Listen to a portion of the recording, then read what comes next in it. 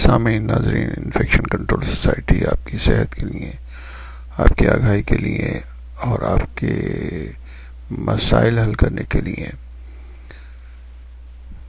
معلومات آپ کی سماعت کے لیے پیش کرتی ہے۔ ہیڈ انجری سے متعلق معلومات آپ کی سماعت کے لیے پیش کی گئی۔ کچھ معلومات مزید آپ کو فراہم کرنا چاہیں گے۔ نفسیاتی یا جذباتی علامات کے دورے۔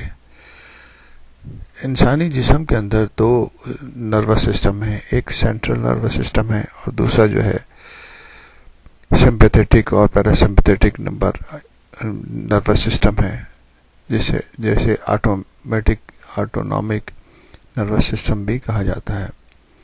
آٹونامک نروس سسٹم کا کام سارے جسم کے جو اندرونی اعضاء ہیں ان کو کنٹرول کرنا ہے۔ کچھ head injuries autonomic nervous system کو بھی اثر انداز کرتی ہیں اور ان میں دورے کے دوران بے ہوشی طاری نہیں ہوتی۔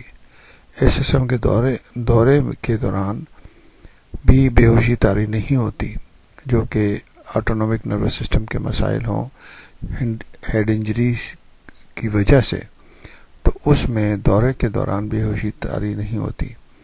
البتہ ابتدا میں گھبراہٹ، پیٹ میں گڑبڑ، عجیب غریب خیالات آنا، عجب قسم کے احساسات اور جذبات کی فراوانی جیسی علامات پیدا ہوتی ہیں۔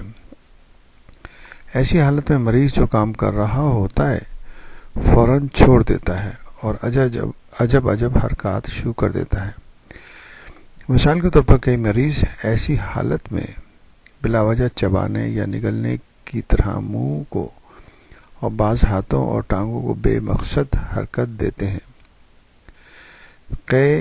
متلی کی شکایت، پیٹ پکڑ کر بیٹھ جانا، درد کی شکایت کرنا، عجب قسم کا بو کا احساس پیدا ہو جاتا ہے اور مریض اس کو ظاہر کرتا ہے کہ کچھ بدبو آ رہی ہے یا اسمیل آ رہی ہے۔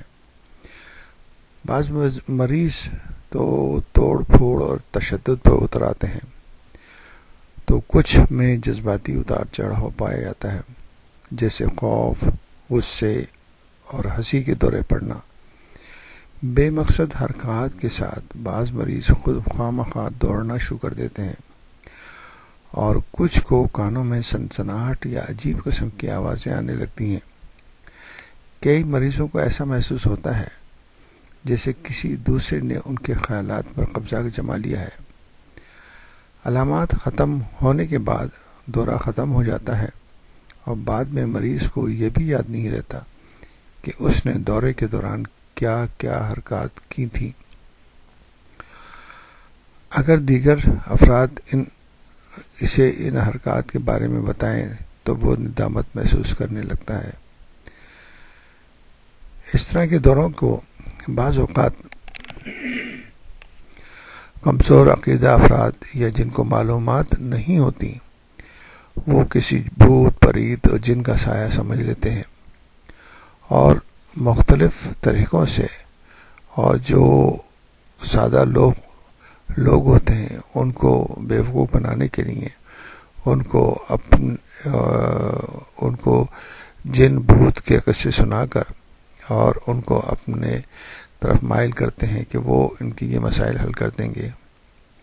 حالانکہ یہ ایک نفسیاتی اور دماغی مرض ہے جو کہ باقاعدہ تشخیص سے اور ڈائگنوسس سے اور کچھ میڈیسن سے صحیح ہو سکتا ہے۔ تو اس قسم کے مسائل جب بھی ہوں تو کسی سائیکولوجسٹ اور یا کسی نفسیاتی ڈاکٹر سے صحیح طور پر مشورہ کر کے اپنے مسائل کو حل کرنے کی کوشش کریں گے، نہ کہ کسی جعلی آدمی اور جعلی پیر فقیروں اور اس قسم کے لوگوں کے ہتھے چڑھ کر اپنا پیسہ بھی ضائع کریں اور ان بے شمار معاشرتی مسائل جنم لیتے ہیں۔ تو ان چیزوں سے پرہیز کیجیے اور جو بھی مسائل ہوں ان کو صحیح طور پر صحیح لوگوں کے ساتھ ڈسکشن کر کے ان کو حل کرنے کی کوشش کیجیے۔